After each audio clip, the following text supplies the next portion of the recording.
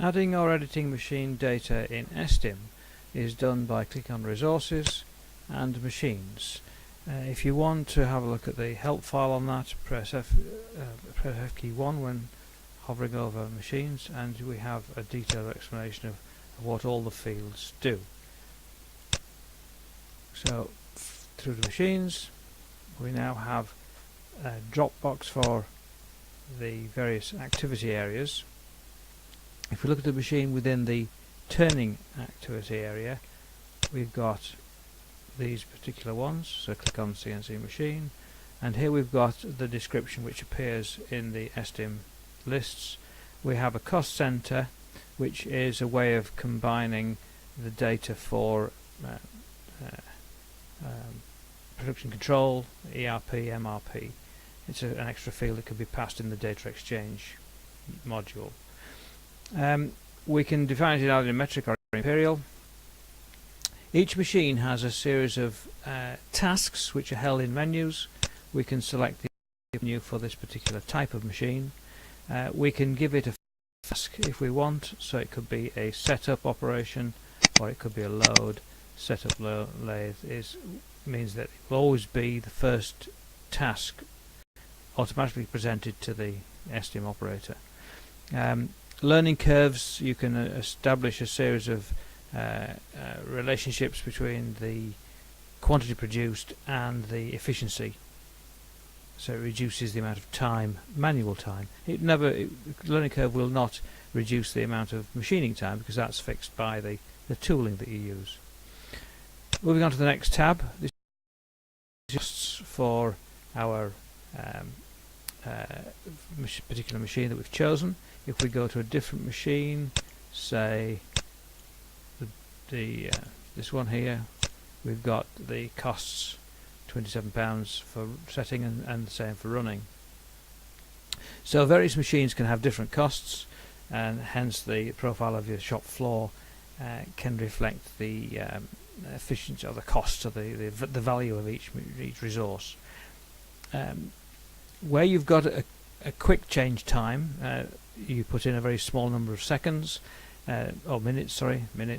If it's a manual machine, then that would be a larger figure, perhaps a minute to change a tool, or it could be longer depending on the type of machine it is. But a CNC machine, which is this is the sort of thing it is a very short amount of time. Manipulation, engaging and setting factors. Obviously setting is a manual process, so you have a ratio of 1, but again for a CNC machine, then the manipulation factor, that is the man time in any task, and this is the man time for gauging, and if there is never any gauging, then you can put 0 in there.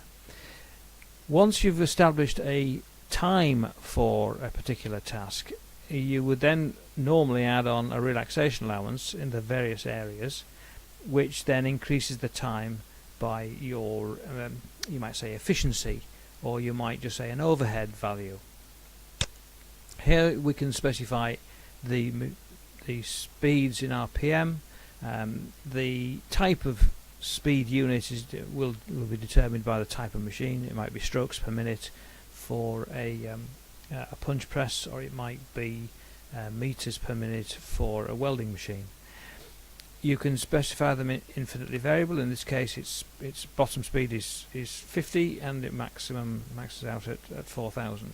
If you go to discrete values, then you've got a table here will appear with particular RPMs. Similarly with the feed, infinitely variable from virtually nothing to a maximum of 100 millimeters per rev, so that's very, very large. You could change that to millimeters per minute if you wanted, and then you'd fix the maximum speed there. When we come on to rapid traverse rate, we put that in this box, which is in the physical properties. So the actual maximum travel on this is 12 meters per minute. So that is not a feed rate, that is a movement. While we're on this tab, you can specify the maximum depth of cut that any machine is able to take. There is also a maximum depth of cut in the tool, and there is a depth of cut in the tasks as well. So it will always take the appropriate restriction depending on whether it's the machine, the material, the task, or the tool. Power, you can specify a single value for the power up the spindle nose, or you can create a power curve which is RPM dependent. On the miscellaneous, if you've got a cost recovery rate, such as you have perhaps wear and tear on a tool or a die, or you need to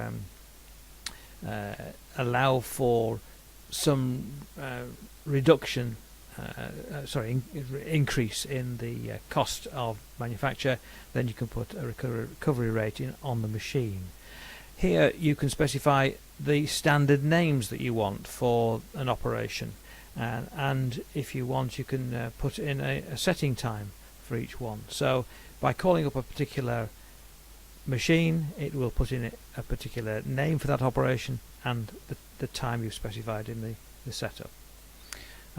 In the comments field, you can put any aide memoir which will appear when you hover over the machine when you're selecting machines in the ESTIM file.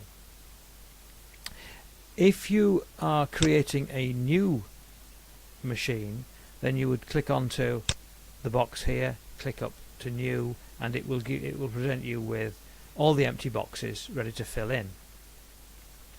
If, however, you're creating a new part, a new machine, it's easiest to go to Edit, Copy, select a machine that you're copying from, and then give it a new name, XXX.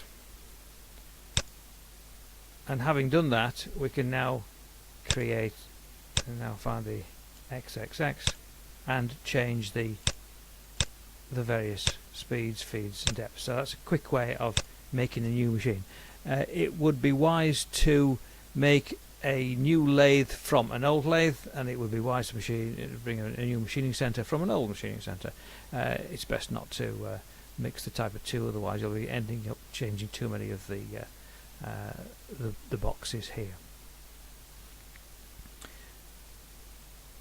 And that is how you create new machines.